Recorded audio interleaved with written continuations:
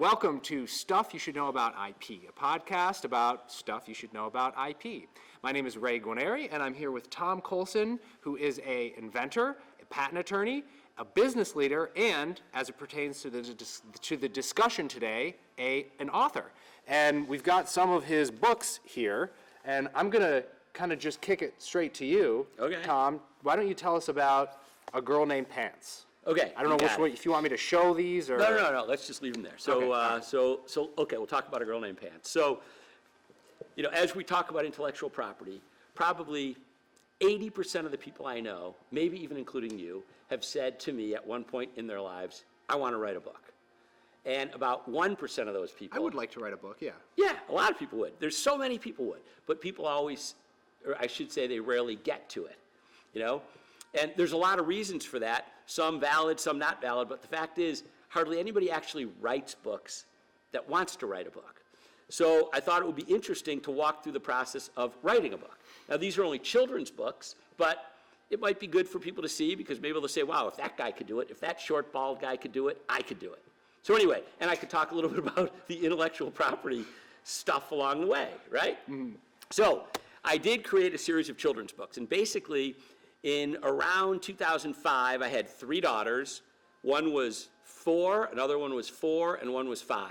And we were living in this place in Birkdale Village in Charlotte. And it was this really cool area where it's kind of like this self-contained town. You never have to leave it. They have stores, they have grocery stores, they have Barnes and Noble, they have condos, pools. You drive in and you can literally stay there for the rest of your life. I mean, as long as society doesn't crash. But anyway, so there's a movie theater at the end of the street. So I take my 5-year-old, we walk down, beautiful night, we walk to the movies, and we go to watch this movie, which is an animated film, I forgot the name, but it's about this ship that's flying through space looking for a treasure planet. In fact, I think it was called Treasure Planet. But anyway, so I'm with Olivia, and we're watching it, and in the movie is this animated dog character, which is a girl dog, and she's the captain of this ship that's flying through the universe, and her first lieutenant, or whatever you call it in the Navy, is this big giant stone creature. And Olivia asks me, hey Dad, what kind of creature is the captain? And I say to Olivia, it's a dog. And she says, no, not the dog, the captain, that big stone thing. And I said, Olivia, the big stone thing works for the captain, who's the dog. And Olivia, at 5 years old, says to me, that can't be the captain, Dad, because it's a girl, and girls can't be captains. Now, I don't know what happened in the world from age 0 to 5. I didn't know if I had created such an image in her mind that girls couldn't be captains, but I decided that night as we were walking home that I was going to change that.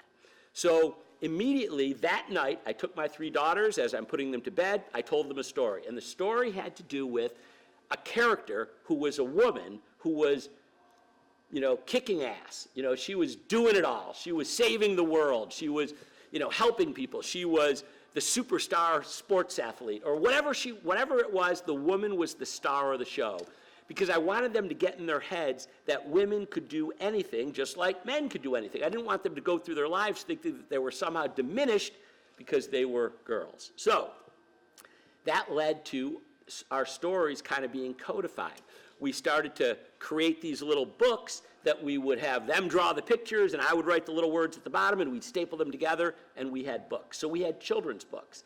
But I thought, we can do better. So I embarked upon a journey to create children's books, actual children's books, and I had to do everything from start to finish, from writing the books to finding illustrators, to taking the illustrations and laying them out on the pages. And by the way, I didn't know anything. So I'm not like somebody who actually knows how to make books at this time.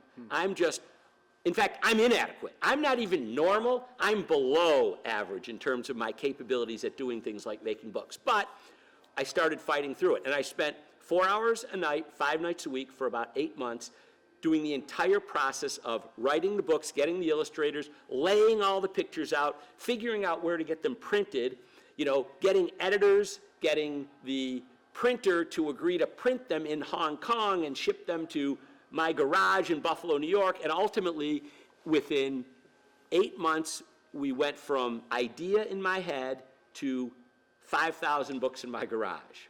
Okay, and then marketing them was a whole different story. But 8 months? 8 months, 8 yeah. months. So in 8 months, I went from having an idea to write some books to having 5,000 books, 1,000 of each of 5 titles in my garage. So as I was going through it, it was good that I was an intellectual property lawyer, because you wouldn't think it with something as simple as children's books, but there are a lot of IP things you have to deal with. For example, I wrote the scripts, but I had to get an editor to kind of like go through them with me, and I'm not sure, I wasn't absolutely sure that there was an issue with an editor and copyright issues, because I didn't want to take a chance, when I had my contract in place with my editor who was going through my books, I made sure that she assigned any copyrights that she might have in connection with my children's books over to me. You know, my thoughts were better to have it and not need it than need it and not have it. I probably didn't need it, but I wanted to have it. So could that be then, because if she's taking, it was a woman who was Yeah, your editor? yeah. If she's taking your work that you had written and then, editing it, making changes to it, whether they're comments or actually going in and restructuring sentences, changing a word here or there, then she's writing that. And because she authored that version of what you wrote, then she could somehow claim copyright over that. Well, Is that your thought? Yeah, what I was thinking is, if you're changing commas and semicolons and periods, that's one thing. But if you're giving me creative input, if you're actually giving a creative contribution to the work, my concern was copyright issues. I don't want to have co-ownership issues, because co-ownership, even though they're 2 little letters, CO, right? It changes everything. Because if I'm an exclusive owner, I can prevent everybody in the nation that I have those intellectual property rights from copying me, right? Whether it's, copyrights or trademarks. If you have exclusive ownership, you can prevent everyone from doing what you don't want them to do. But if you have co-ownership, that means there are 2 people that are able to control the outcome of intellectual property. And that could lead to all kinds of problems. So I didn't want to take any chances. I didn't know what the editor would do, and it turned out that the editor did very little other than commas, punctuation, and things like that. But I didn't know, because I've never done this before. So I immediately got her to sign an agreement, which of course she signed because I was paying her. If you're going to be paying a contractor, in all likelihood, they'll sign away their rights, because it's either that or they don't get the engagement. So that was the first step in the intellectual property process, knowing just to get an agreement with my editor, which probably 99% of the people don't do, because you don't think of it. You think they're just editing your book. Right. So then, after I did that, I had to do a deal with an illustrator, because while I could write, I have the animation skills of a kindergartner, and that's on my best day. And these are not stick figures, as you can see. Right, Maybe yeah. I'll put this on screen. I'll take a picture of it, put it on Okay, screen. yeah, But yeah, these are not stick figures. Yeah, some of these illustrations They're are really really knock your socks off illustrations. So anyway, I had actually 2 different illustrators. Originally created like books that are like kindergarten, first grade books. They're like picture books. They have like, every page has some pictures or pictures, but hardly any words. These are like picture books, I'd call them. But then I wanted to up my game after I did the first round of books, and I got a real illustrator. Actually, she was only 19 years old. She did a brilliant job. But the fact is, I wanted to make sure that there was no question as to who owned all the rights around these images, right? So I had to make sure I had agreements with them to assign their rights to me. Now, there's this thing called a work for hire, and everybody uses that term all the time. But it's not quite as broad as you think. There's actually like 9 things that would count as a work for hire. And again, I'm not totally sure whether these counted under work for hire, so I didn't want to take any chances. So I had a work for hire agreement in place, and then I had language that said, if it's not considered a work for hire, it's an assignment to me of whatever your rights are.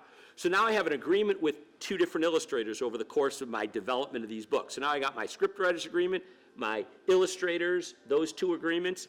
And then once I got the layout done and I was ready to go to the printer, I started thinking about the printer. Are there any rights there? Because I want everything that they print. I don't just want the final versions of what they print. I want anything that they print. So there's intellectual property, and then there's the stuff that's the result of your creative process. So I wanted to have the right agreement in place with my printers, which was a little challenging because they were in Hong Kong, and the likelihood of me being able to enforce any rights there, on a low budget was probably nil. So, but anyway, nevertheless, I went forward with the process. I found a printer and started printing books and had them delivered to my garage. And one of the things that happened along the way, and this isn't really IP, this is just part of the creating something new when you have no idea what you're doing, and that is, I was looking at other books in Barnes & Noble to see what I wanted to create, how thick I wanted the pages to be, how glossy, how long I wanted the books to be, how much I wanted to charge for them. And I was just looking for comparable books I liked and stuff like that. So I noticed, though, that all these books said stuff like printed in China or made in China. And I thought to myself, why would I want to do that? Why would I want to broadcast the fact, if I'm selling mostly in the U.S., that I'm having these printed or made outside of the U.S.? So I came up with a brilliant idea, which is, why not just not mention it, right? Don't say anything about where they were printed, because then people would read it and not be turned off, perhaps, by the fact that I didn't have them created in the U.S. So I thought, wow, I am really smart, right? Because, of course, I thought of something no one else had thought of. So I sent my designs, I sent my books in ready to print, and the morning they were being printed, which was evening in China, I'm driving to work thinking about how smart I am and how clever I am that I thought of doing this, and none of these big companies had thought about it. And as I'm driving, I thought, wait a second, I'm not that smart. I'm not that clever. How is it that I thought of this and they didn't think of it? And I thought, I'm missing something here. I actually pulled over on the road, powered up my laptop, and by the way, this was like 2005, so it wasn't like you could just get access anywhere. So I had to plug my phone in and, had this little thing with an antenna. But anyway, so I looked online and I found out that there's a law that says you have to put that they're printed in some other part of the world, and if you don't, you can't get them into the U.S. So I quickly called my printer because, they're on these giant machines, and once they hit that button, it's a minute, it's zero, next thing you got 5,000 books done. Luckily, I stopped them in time, and I was able to make that change. But it's every little thing along the way with respect to creating a book. If you're starting from scratch, there's all kinds of little laws, but one of the big things is knowing about your intellectual property rights. Now, I've got these 5 books. Oh, and the other thing is my trademark, right? Yeah, so I wanted to create trademarks too, so there's 2 things I wanted to do, right, about branding. I wanted to create a trademark, and I filed for it. Now, mind you, trademarks, you get your rights to trademarks based upon use in commerce. You don't need to get a federal registration in order to have trademark rights. In fact, you can start using your trademark and put TM next to your trademark, and you have common law rights as long as you're using it in commerce. But I didn't want to take a chance on putting TM after my books were printed, because what if somebody filed a trademark registration from the time I started thinking about this and settled on it in my mind and writing books all about the girl named Pants, and then I go to print it, I come back and I get hit for trademark infringement. So I had to do my trademark search first. Then this was before you even decided to officially make these into books that you could go out and... Actually, it was after I decided I was going to do this, right? I mean, when I was just pondering the idea, it's still fantasy. Who knows what you're going to actually do? But once I decided to take this seriously and go from my kids drawing on pieces of paper and me stapling them together to actually having books and investing money in this, I wanted to make sure that I had rights. So again, you have rights as soon as you start using your mark in commerce, but I couldn't start using it in commerce because I didn't have any product, right? I mean, trademarks have to be attached to a product or a service.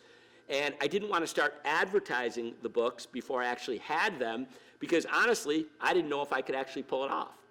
So I didn't want to have ads out there where I could start getting my trademark rights with, marketing material, offering these for sale. So instead, I decided to file what's called an intent to use trademark application, which essentially means that I intend to use it, right? I intend to do this. I'm just not doing it yet. And it gives you 6 months or so where you can get yourself ready to start using it, and then you just have to file a form that says you're actually using it. So for me, I filed an intent to use application to get my trademark rights locked in. Then as soon as I actually had a product, I converted it to a real trademark. So I got my trademark on two things. One is A Girl Named Pants. That's my actual trademark. Now, it's also the title to one of my books. My first book is called A Girl Named Pants. You know, the second one is Pants Makes the Swim Team. Then there's Pants and the Bully, Pants Feeds the Poor, Pants Builds a Business, and then ultimately there's chapter books which are A Girl Named Pants and Her Mall Adventure, and then A Girl Named Pants and Her Amazing Victory. But my trademark was A Girl Named Pants.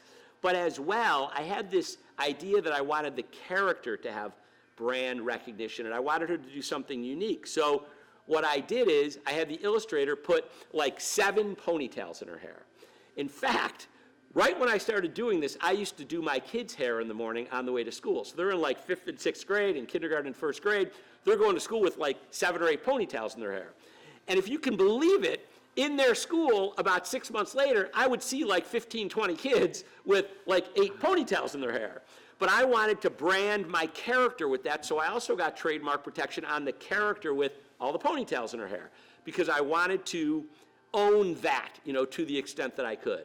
So anyway, so once we did that then, and I had books in my garage, of course I had to figure out how to sell these books. So there's other legal stuff that you have to do, like I didn't want to be, you know, how do you sell children's books, right? You know, how do you sell any books without going through a publisher? And I didn't want to go through a publisher because they all wanted to own the intellectual property rights. Now, if I were writing a book like a fiction, like a novel or something, then I'd be willing to give up intellectual property rights to a publisher because I have absolutely no idea how to market a novel, right? Right. Now, there's ways you could go on Amazon and maybe do your own social out, media. but it's a lot of work. Today you could. Today you could. But in 2005, there was no Facebook, there was no Twitter. You know, there was, I think, MySpace and maybe Friendster or something. I mean, I don't know what there was, but it wasn't like it is today where it's much easier to market, right? Is Friendster even a thing? You know where I got that from? don't know. Did you see the movie The Social I don't know, but Social Network? Friendster's going to see this and get all, and write us a nasty Right, letter. right, right. No, We still exist. Yeah, right. Or if they, I only saw it in that movie, The Social Network, I think it was called, about Facebook. But anyway, my point is, I wouldn't have known how to market an adult book, but I had an idea for marketing children's books. And my idea was to get college students to dress up as my character, A Girl Named Pants, and go to the schools and read books and sell books. So these girls, I got a couple girls to do it, they would go out and sell like 50 books every time they went to a school. So it was a nice model that I thought, I don't need a publisher for this, I could sell it myself. So there was no reason for me to give away my intellectual property. You know, you have this thing, right? At the last one, we talked about Taylor Swift, at the last thing that we did, how she gave away rights to her songs or her music when she was not famous. Yeah.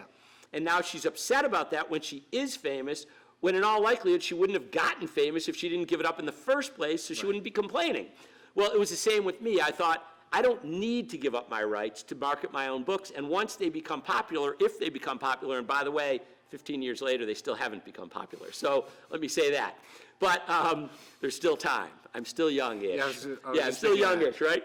So anyway, but my point was I had an idea on how to market without a publisher, which means I didn't need to give up my intellectual property rights. So we probably sold 10,000 books in my area, around 10,000 books, all through this distribution model that I came up with.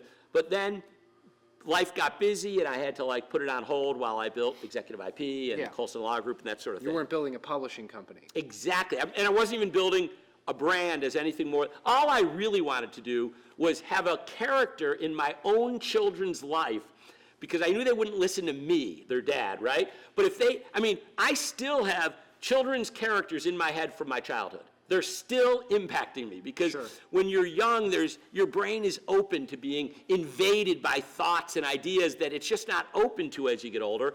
And you don't think your dad is worth that much, but a character, oh my God. And my kids, the brilliance of this is, my kids were too young to appreciate the difference between an international author and a local author. So as far as they were concerned, their dad was an author, and as far as they were concerned, A Girl Named Pants was internationally recognized, even though outside of Western New York, maybe 50 people bought the books. So My goal was to create a character in their lives that would be in the deep recesses of their brain that was all about empowering girls to believe they could do anything. And I accomplished that. Now, did I want to create a brand that the world, talked about and was spreading everywhere and infecting people with this idea that girls could do anything? Hell yeah, I would have loved to do that.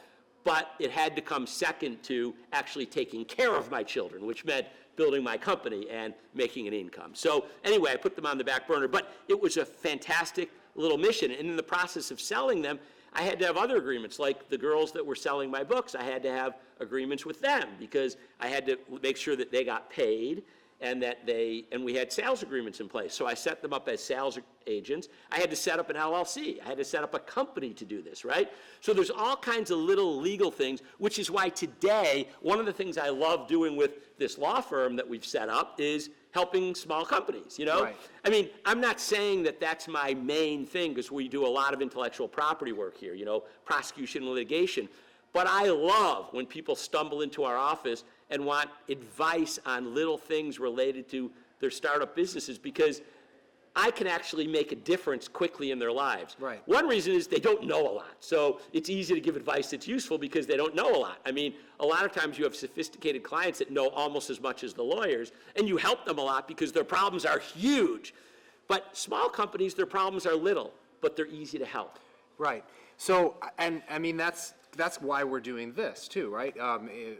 Creating a podcast to try and spread knowledge about intellectual property. So there's a lot that you covered just from a book, right? You wouldn't think that there's that many intricacies in terms of the intellectual property on a book. Most people just think, yeah, copyrights, and that's it. Right. A lot of people wouldn't even imagine that there's trademarks involved with a book. So the things that I picked up were copyrights and trademarks, but then also it's worth understanding the difference between a copyright and a trademark. And it's also worth going back, I think, and touching on when you should start thinking about intellectual property. Yes. When you're starting a business or, I mean, a book, writing a book could be a business. Because if you're an author, your business is to sell books, Yeah. right? I mean, you might not be a publishing company, Right, but this could turn into a brand. I mean, you're not just an author. You could have merchandise. Right, yeah. You could have all kinds of stuff. Exactly, for something like this. So can you go back now and just do like a 10 seconds or whatever it takes on what is a copyright, what is a trademark, what's the real difference between them? So copyrights are essentially protecting not the idea, but the written or audio or visual embodiment of your idea. So people cannot copy the way that you express your idea. So in that case, the it's words this. on the page, Yeah. the graphics on the cover, the pictures, exactly. Or if this were, what I did? I actually videotaped some of these and put them up on a website, which by the way is down now. But even that, you could get copyright protection on the audio or the video. Right. So that's copyright. Trademarks are all about identifying the source or origin of the maker of the books, right? A Girl Named Pants is associated with my company, right? So if people copy my brand, if they go out and create their A Girl Named Pants with apostrophe series, S. yeah, right. A Girl Named People Pants will with think they're buying apostrophe books S. from me, but they're actually buying knockoff books that don't have the great message. And also then it diminishes my brand, it diminishes my quality. So, but the other big thing I want as a takeaway is when you're dealing with publishers, make sure you recognize the intellectual property rights that you might want to keep or you might feel you need to give up. And it all comes down to leverage. We talked about this last time. Yeah. All comes down to leverage. Whoever has the most leverage in a deal usually gets the best deal, right? And when somebody says to you, if you give me the intellectual property rights to your book, I promise I will market your book and I'll invest all kinds of money in making you famous. That might be a good deal for you because you might have no other way to get out there. And otherwise your books or your ideas will just languish in your head or in your drawer or on your hard drive and they'll never go anywhere. And maybe giving up 95% of your rights or 100% of your rights to become something is worth it. Right. And I'm not saying you shouldn't do that, I'm just saying, go in with your eyes wide open. So what are some of the risks, though? Because you mentioned you had a contract with your editor, a contract with the illustrator, and a contract with the public or with the printer. Printer, too? because my attitude was better safe than sorry. So okay, so then what?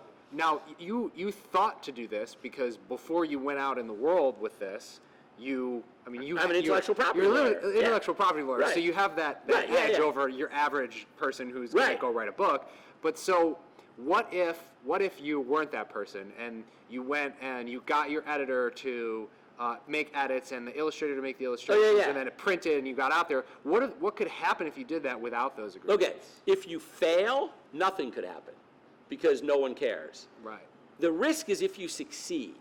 Because if you succeed, if I have a girl named Pants becomes a barn burner, right? And everyone's buying it, and everyone's talking about it. And then there's this illustrator who said, I did the illustrations to that. And she's like, wow, I should get some of that. Then you get sued. And if you don't have an agreement in place, it could be a work for hire, but again, those are fuzzy laws I shouldn't say they're fuzzy laws, but What is a work for hire? there's certain things that are considered a work for hire, which means if you hire someone to do it, you own the intellectual property. They don't, without a contract in place. Although actually I think there has to be a written agreement in place that it's a work for hire agreement. But they don't have to assign you their rights because you already own them with this written agreement that is a work for hire agreement. But if it's not considered a work for hire, the ownership goes with the creator. And in this case, with these illustrations, that would have been my illustrator. But because I have an agreement in place where I own those rights, because she has assigned the rights to me, it doesn't matter. But if you don't have agreement, to me, you always have agreements in place with everybody. And I don't care who they are. They could be your neighbor, your friend, your brother, your sister, your mother, your children, whoever it is, there will be fights when there's success. If there's failure, no one cares. If there's success, everyone cares. And then it's a problem, and you want to have agreements in place. Friends become non-friends quickly when there's money involved. And I have seen that happen way too many times in my life with my own siblings and their friends when they've done deals in business and they've lost because even though I'm an intellectual property lawyer, they didn't come to me. And they lost because their friends weren't the friends they thought they were. Oh, he or she would never do that to me. Yes, they would. Right. Always have agreements. So my one message, if I could leave anyone with anything, is regardless of what your creative initiative is, don't think of it as a creative initiative or don't think of it as a creative project. Think of it as a business. Right. Think of it as there's IP rights. And you want to have agreements in place Yeah, to protect what it is exactly. that you're creating. With Exactly. the people you're creating them with. Yeah, and you don't have to be an intellectual property lawyer. You know why? There's intellectual property lawyers all around you. You don't have to be one. You just have to hire one. Yeah, well, I was going to say, you might not be an intellectual property lawyer, but you can know about this stuff by watching this podcast and knowing about executive IP and learning about intellectual property. But also, once you do know, you know what you have and how, and that you need to protect it. You can go to an intellectual property lawyer to help you get that protection. Exactly. All right. You got it. It's okay. So I want to do our weekly bits and bites of the news. We don't have like a name for this segment yet, but Yeah. one will evolve Right, eventually. yes. But we want to talk Maybe about... one of our tens of millions of viewers will give us a good idea. Yeah. If you But we'll have to worry about intellectual property rights with that idea. Yeah, that's And we true. have to worry about the That's- fact that we don't have tens of millions It's of like viewers. an unsolicited invention, isn't Right. it? I just did a training program on that. Oh, boy. Unsolicited invention ideas. Probably, well, again, this will only be a problem if we're successful. Exactly, right? exactly, So, right. okay, so we're going to do a weekly segment on Something just in the news. Something in the news, whatever's going on as it relates to intellectual property. And this week I read an article about Baby Yoda, which I didn't know was a thing, but I'd heard about this show, The Mandalorian, and I'm dying to watch it. But there was this thing, because there's this character in it called Baby Yoda, I'm sure all of you know. But there's this I'm character. sure they don't all know. 'Cause Well, I didn't know. I mean, this I is had never like heard of this it, is but it like was the, really the, cool the when I creme de saw la it. creme of pop culture right Okay, now. So, right. so, Maybe they do Yeah, know. it's just us who are under rocks that don't know about That's it. right. But, That's right. Because I am far from the creme de la creme of pop culture. I mean, I know I am. But anyway, so there's Baby Yoda is a character in this show, The Mandalorian, which is on the Disney, the new Disney version of Netflix. I don't know what the name of it is. But everybody loves this character. It's adorable. And so as we tend to do in 2019, almost 2020, we make memes. So people were making these memes from the character Baby Yoda, and they were uploading them to this site, Giphy. And I'm not entirely sure how Giphy's business model works, but they're a pretty profitable business. They're a very well-known platform. And so they made these memes, or people were making these memes, putting them on their site, but Giphy kind of freaked out that Disney might get upset about this, so they quickly pulled off all of these memes and then later put them back up, right? And so I read this article about it, I sent it to you, and I want to know what are your thoughts about it? Did I get the story right? Yeah, I think so. And I just skimmed it for like a minute before this. I Sure. promised myself I would read your article earlier, but that's okay. I didn't because we're busy here. Anyway, I skimmed it quickly, and here's what I saw. I think you're right. And second, I noticed in the article they said they had the right to do this under copyright laws. But they Giphy pulled did. it. Yeah, but they pulled them down anyway. And I thought to myself, I don't know that they had the right to do this under copyright laws. I mean, I don't know if they do or if they don't. I hadn't looked at it closely, but I do know that there's some pretty aggressive companies out there that are not Disney that own a whole bunch of images, right? And I won't mention the name of this company, but if you take one of their images and you put it on your website, you will get a cease and desist letter from them, and you'll have to pay them like $500 or $1,000 for the right to use their images. So you cannot use images just because you find them on the web and you think you have like, I think, what do they call it? I should know this because I'm a lawyer, but and I've done training videos on it, but fair use. Right. Right? Fair use is fuzzy. It is not as broad as people think it is. There's certain things you can do which do not violate copyright laws in the umbrella of fair use, but I don't know if this is one of those things. I just don't know. So I didn't look closely enough. But anyway, first thing that jumped out at me was that. So they pulled it down because they were afraid that maybe Disney would sue them or Disney would have an issue. Right. Even though, as they put in the article, they knew or they believed that they have fair use of this, right? So the second thing that jumped out at me is it's the power of IP and also the power of big companies who own IP. Because here's the thing, Disney's big. And what's this other company called? Giphy? Giphy, yeah. Okay. Giphy's probably Giphy pretty or big too, Jiffy? right? I think Giphy, because Jiffy might be a trademark violation. On peanut butter, Yeah. right? Yeah, okay. See, I'm learning. Ha ha ha.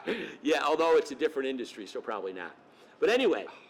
You just popped that balloon like. No, it might be though, but I don't think so. but if But not. anyway, so they're probably pretty big, right? I mean, they're probably a pretty big little Yeah, company. I don't know how much what they do, but Let's say that they're pretty big. But they're not huge. Disney. They're Yeah. not like Disney big, in the right? meme world, they're They're big. huge. Okay. So it's interesting though that even a pretty big company immediately pulled them down, even though I did read in the article that it was not Disney that told them to pull it down. Right. Like Disney didn't even weigh in on it. Yeah, they apparently. hadn't, because it all happened, I think, within the span of a So week here's or what I two. think happened. I think Giphy, or Jiffy, they have an in-house counsel or a friend who's a lawyer who said, pull those down because you don't want to take a chance of getting the ire of Disney because Right. they have a lot of lawyers and I'm sure they could come after you hard. And that's the power of IP though, is even if you're not necessarily wrong, if you tick off people who own the IP, they could bring you to your knees just litigating you to death, Right. even if it turns out that you're wrong, because you still have to hire lawyers. That's the thing about litigation. It's time-consuming, it's expensive, and it is ugly. Even if you win, I mean, that's the thing is, you got to pay because if they sue you for trademark infringement and it's a rational cause of action, you don't. And let's say you win, but you've spent $100,000 defending yourself. At the end of it all you get to do is what you were doing before you started. It's not like you get your $100,000 back, So they probably said, we better be really sure that we don't get on the wrong side of Disney's intellectual property rights. And to me, it just goes to show you the power of intellectual property, particularly when you have somebody who has the strength to enforce it. Yeah, and Disney certainly does, Yes, they do. and I'm sure they have in the past. Yeah, they probably have to because their intellectual property rights are probably a big reason why they have anything, right? I Yeah. mean, they are all about intellectual property. Yeah. Yeah. Yeah. All right, well, thank you for joining us this week on Stuff You Should Know About IP. If you liked this video, please comment, like it, share it with your friends, tell your mother-in-law, whatever you got to do. Help us get the word out there so that people all around the world know about intellectual property. Thank you. Thank you. You done? Yeah. All right, that's good.